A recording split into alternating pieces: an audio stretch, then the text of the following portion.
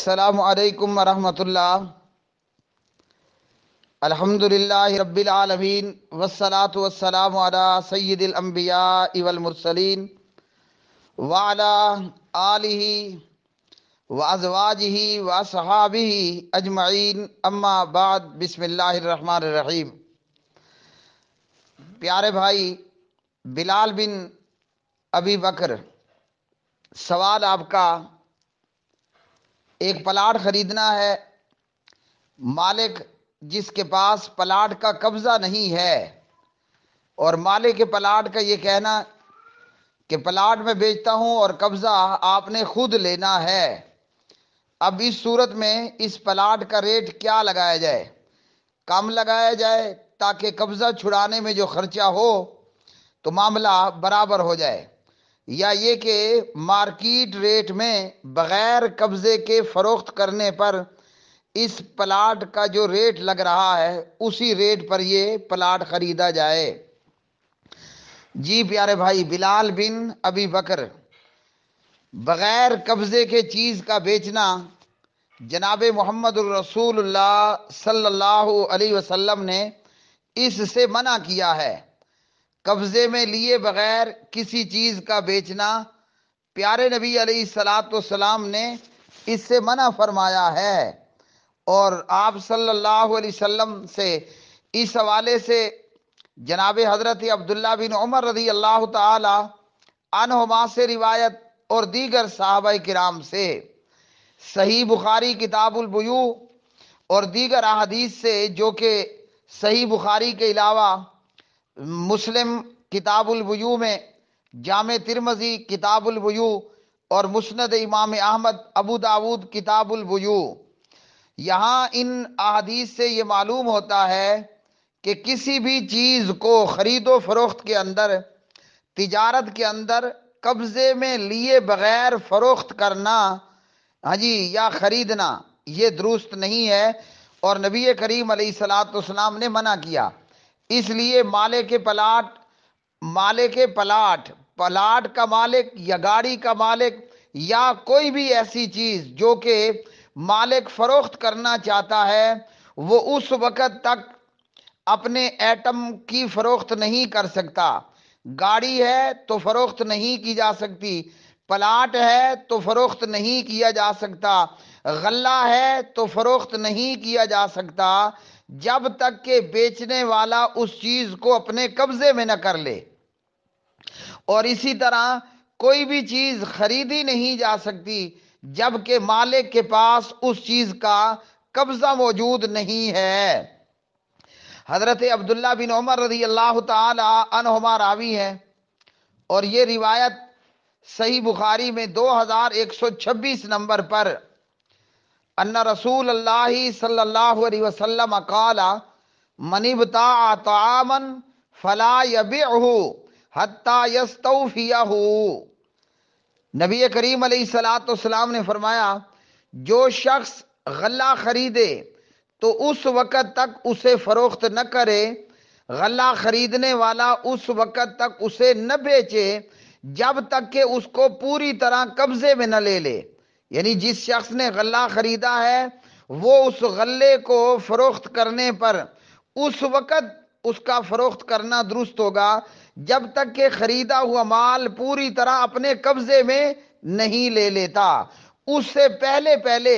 فروخت کرنا منع ہے۔ اور اسی طرح اس حوالے سے پیارے نبی علیہ الصلاۃ والسلام سے دیگر احادیث کے اندر، ابو داود کے اندر یہ حدیث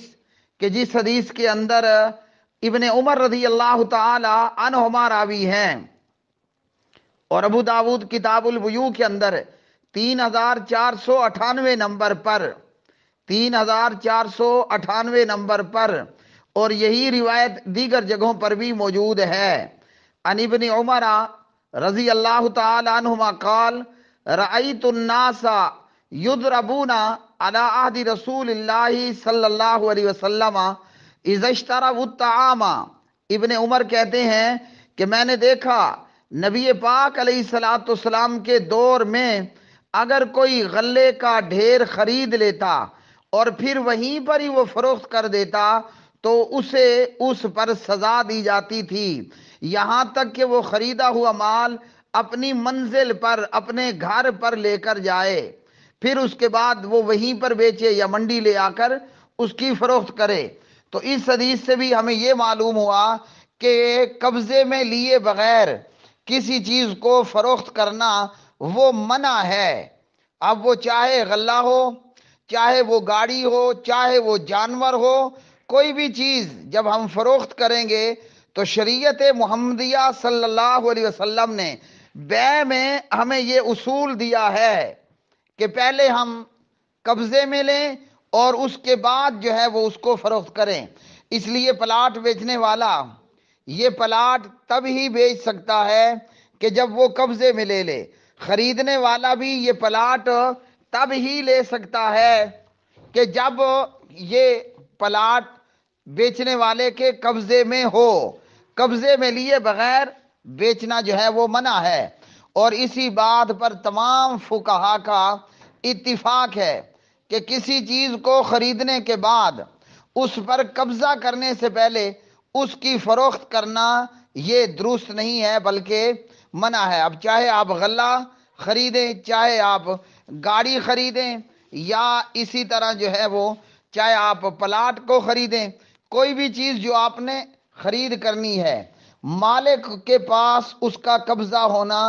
ضروری ہے، نہیں تو بصورت دیگر یا اس چیز کا مالک نقصان اٹھائے گا یا خریدنے والا نقصان اٹھائے گا، اور یہ کہ پھر قبضہ چھڑانے میں دنگا اور فساد کا اور اسی طرح مارا ماری کا خدشہ بھی وہ بھی پوری طرح اپنی جگہ پر موجود ہوگا۔ اور ہمارے ہاں منڈیوں کے اندر آج عام طور پر اس طرح خرید و فروخت ہو رہی ہوتی ہے، بیع ہو رہی ہوتی ہے کہ وہیں پر خریدی اور وہیں پر بیچ ڈالی، یا یہ کہ مالک تو وہ ہے مگر اس نے چیز قبضے میں نہیں لی اور بغیر قبضے میں لیے وہ اسے بیچ رہا ہوتا ہے۔ اب اس صورت کے اندر یا مالک کو نقصان ہوتا ہے یا خریدنے والے کو نقصان ہوتا ہے، اور تیسری بات یہ کہ بغیر قبضے کے خریدی ہوئی چیز میں فریقین کے اندر دنگا اور فساد اور مارا ماری بھی ہوتی ہے، اور اس چیز کا خدشہ بھی پوری طرح موجود ہوتا ہے۔ اس لیے میرے بھائی، ایسا پلاٹ یا ایسی گاڑی ہرگز نہیں خریدی جا سکتی کہ مالک کے پاس اس کا قبضہ موجود نہیں ہے۔ مالک پلاٹ یا مالک مکان یا اس غلے کا مالک یا اس ایٹم کا مالک پہلے وہ چیز اپنے قبضے میں لے گا اور پھر اس کے بعد اسے فروخت کرنے کا اختیار ہوگا۔ اس لیے مسلمانوں کو چاہیے کہ وہ ایسی چیز ہرگز مت خریدیں کہ جس کا قبضہ مالک کے پاس موجود ہو نہیں ہے۔ اللہ رب الرحمن سے دعا ہے کہ اللہ پاک پروردگار ہمیں ہر معاملے میں جناب محمد الرسول اللہ صلی اللہ علیہ وسلم کی شریعت پاک پر عمل پیرا ہونے کی توفیق عطا فرمائے کہ اسی کے اندر ہماری دنیا کی بھی خیر و بھلائی ہے اور آخرت کی بھی خیر و بھلائی ہے۔ وآخر دعوانا ان الحمدللہ۔